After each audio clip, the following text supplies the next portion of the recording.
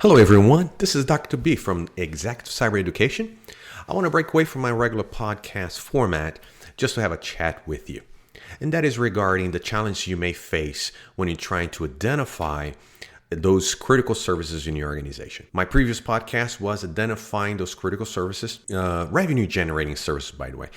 But now I wanted to get a little bit more in depth, how you can identify them, what questions you should be asking, and how you turn that into a risk conversation with management.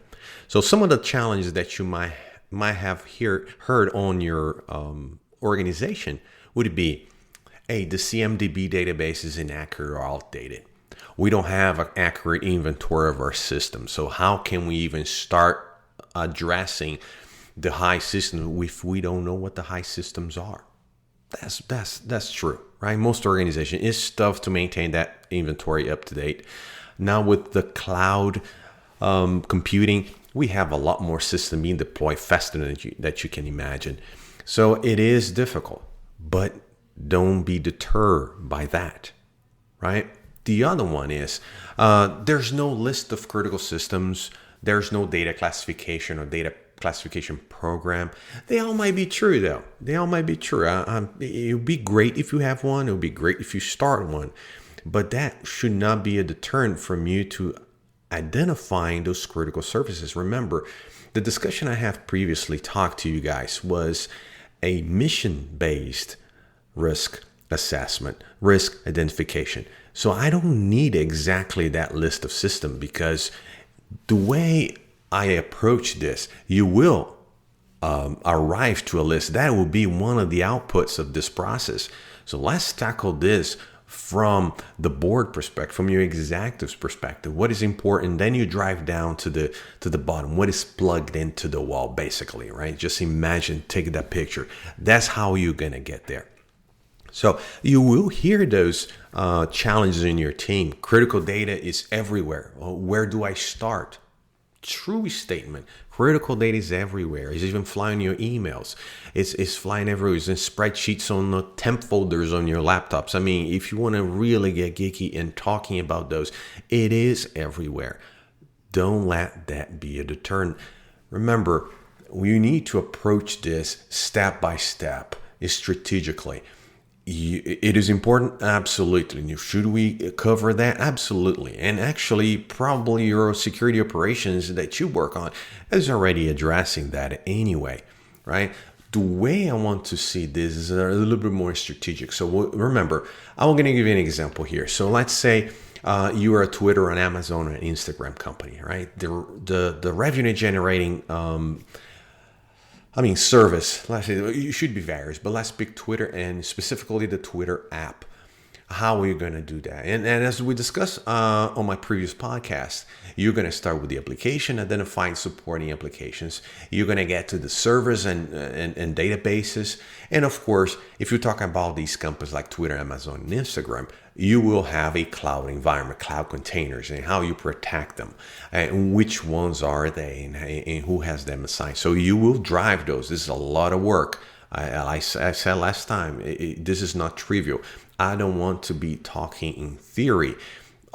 Theory is a lot of theory out there. I mean, almost every documentation says, thou shalt do this, but never get to the how.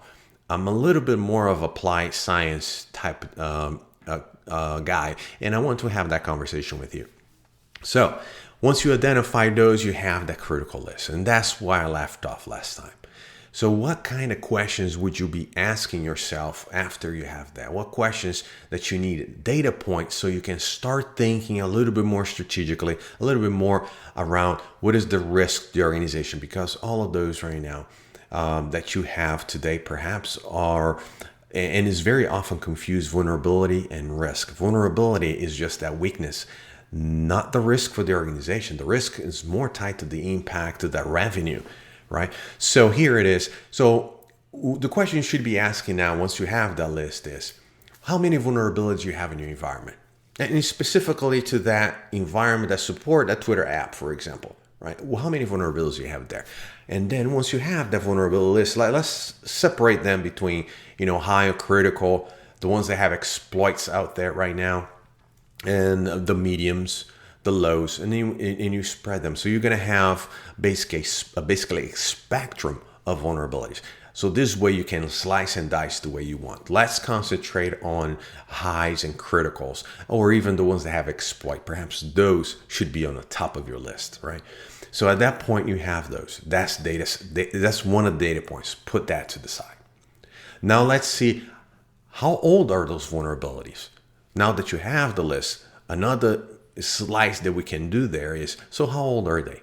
Are they a week old, a month old, 6 month old, a year old, or over a year? So now you have that data set as well. Moving from there, we need to start looking more in terms of configuration of your systems, right? Do you have a hardening standards? Do you have security controls that you implement on your systems, right? May that be you secure your system according to NIST 853, or you secure your system according to your own homegrown knowledge, or you secure your systems according to the CIS controls. Regardless, do you have one? Right now, if you don't, start looking into it. But if you do, right? So now you need to see how your systems are complying with it. So now you need to understand, just because your systems are built with that configuration, remember, over time you start deviating from that configuration. Perhaps a patch, or perhaps an upgrade, perhaps a different channel communication. Either way, you start deviating. That takes us to the next level, the next data set you're going to need. That deviation usually occurred, if done correctly, and you having a program in place, it will happen through security standard exceptions. So they will look at your security standard. They will ask an exception for, look, I cannot do this because my application either is outdated, or vendor does not support that protocol. I need that port open, or what have you. That could be a great amount of excuses to make sure that the work gets done. And when you do that, and that exceptions is entered, you can bet 100% of the time the business supporting that application will approve that exception. Now it's up to you, the security individual, to understand that the company needs to accept that risk so they can continue doing business. So that most likely will happen. Now you need to identify those standard exceptions affecting that system, that Twitter app that we were talking about as an example, affecting that environment. So now you have another data set that you need to understand there. So let's see, now we have the vulnerabilities. We have the vulnerabilities in terms of criticality. Then you have vulnerability in terms of aging on our environment. Now you have the systems that have a variation from your security standards or minimum security standards. Now you have the exceptions against those systems. So next one, you need to understand if those exceptions are under in which category. Let's say you're using NIST 853. Are those exceptions against access control, perimeter protection, what have you? Once we understand, now we start narrowing down another data set that you may have. Once you have that, let's take a look at a risk rationale. Now, I don't want you to be it'll be a deterrent for you at this point. Some organization, if you're a small, medium organization, you might not have a formal risk rationale, and I air quote it here, because you don't have a dedicated staff to do that. Perhaps you rely on your IT administrators to do so, and have to these documented somewhere on a spreadsheet. That's fine. And if you don't have, please pay attention to this podcast and try to put one in place. So once you go there, you see what the risks are on your risk register.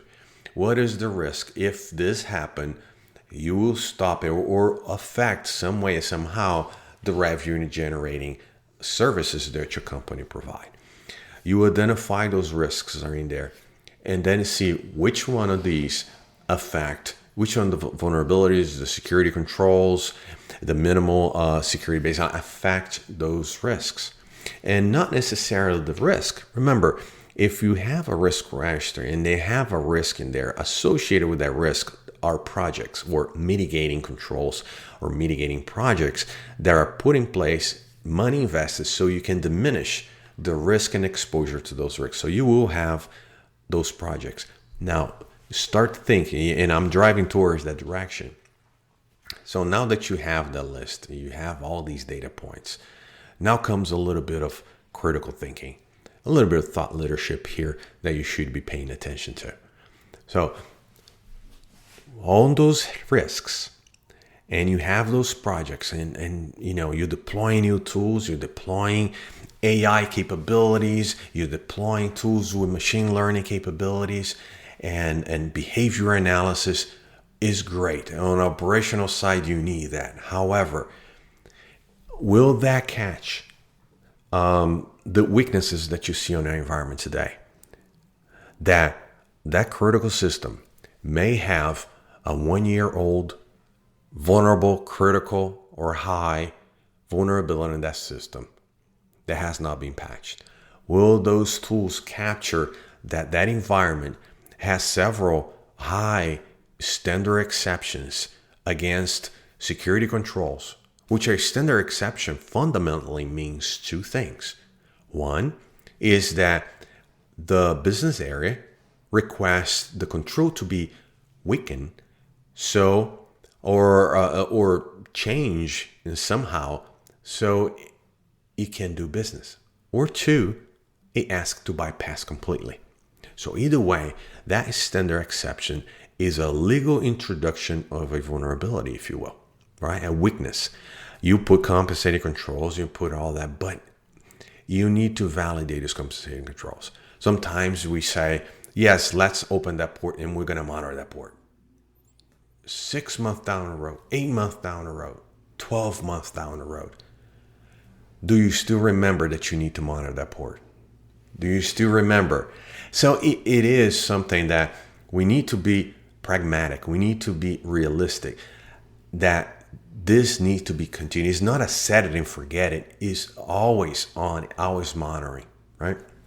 So once you start tying all this together, we will start discovering that those tools might be affected because of all these vulnerabilities, all these exceptions.